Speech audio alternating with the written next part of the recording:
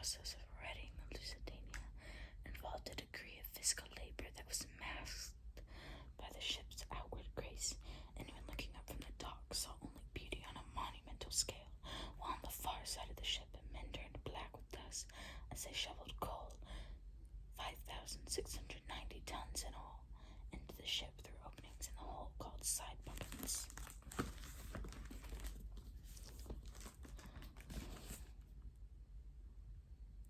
On May 1st, 1915, the World War I, entering its 10th month, the luxury ocean liner, as richly appointed as an English country house, sailed out of New York, bound for Liverpool, carrying a record number of children and infants. The passengers were surprisingly at ease, even though Germany had declared the seas around Britain to be a war zone. For months, German U-boats had brought terror to the North Atlantic, but the Lusitania was the first of the era's great transatlantic greyhounds, in quotes, the fastest liner of them in service, and her captain, William Thomas Turner, placed tremendous faith in the gentlemanly strictures of warfare that for a century had kept civilian ships safe from attack. Germany, however, was determined to change the rules of the game, and Walter Schweiger, the captain of Undersea Boot 20, was happy to oblige. Meanwhile, an ultra-secret British intelligence unit tracked Schweiger's U-boat but told no one.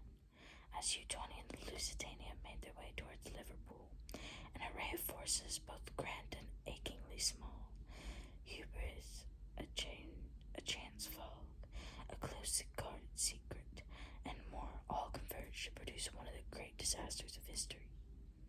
It is a story that many of us think we know but don't, and Eric Larson tells it thrillingly, switching between hunter and hunted while painting a larger portrait of America at the height of the Progressive era. Full of glamour and suspense, Deadweight brings to life a cast of evocative characters, from famed Boston bookseller Charles Lorate to pioneering female architect Theodate.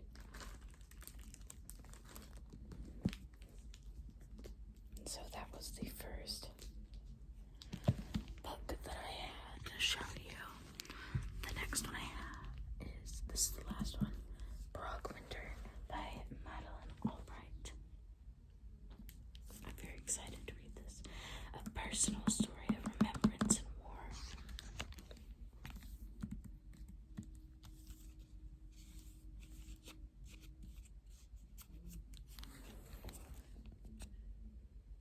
I think somebody left there.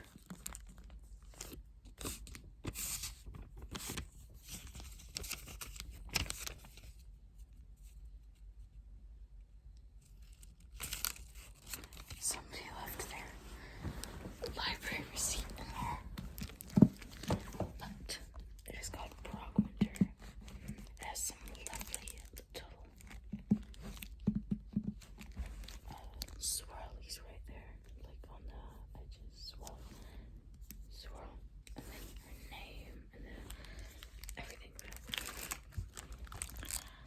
Before Madeline Albright turned 12, her life was shaken by the Nazi invasion of Czechoslovakia, the country where she was born, the Battle of Britain, and near total destruction of European Jewry, the Allied victory in World War II, the rise of communism, and the onset of the Cold War.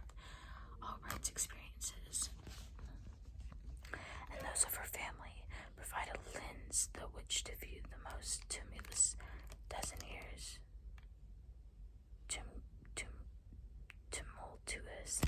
in modern history. Drawing on her memory, her parents' written reflections, interviews with contemporaries, and newly available documents, Albright recounts a tale that is by turning harrowing and inspiring. Winter is an exploration of the past with timeless dilemmas in mind, and simultaneously a journey with universal lessons that is intensely personal. This book takes readers from the Bohemian capital's 1,000-year-old castle to the bomb shelters of London, from the desolate prison ghetto of Terezin to the highest councils of European and American government. Albright reflects on the history of her family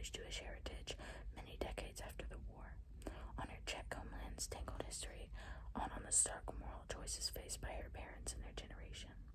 Often relying on eyewitness descriptions, she tells the story of how millions of ordinary citizens were ripped from familiar surroundings and forced into new roles as exiled leaders and freedom fighters,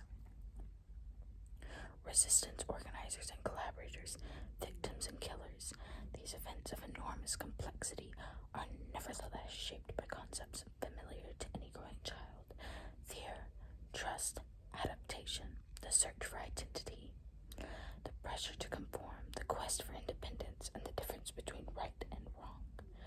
No one who lived through the years of 1937 to 1948, quote, Albright writes, start quote, was a stranger to profound sadness.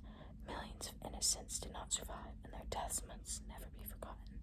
Today we lack the power to reclaim lost lives, but we have a duty to learn that we can about what happened and why. End quote. So that one is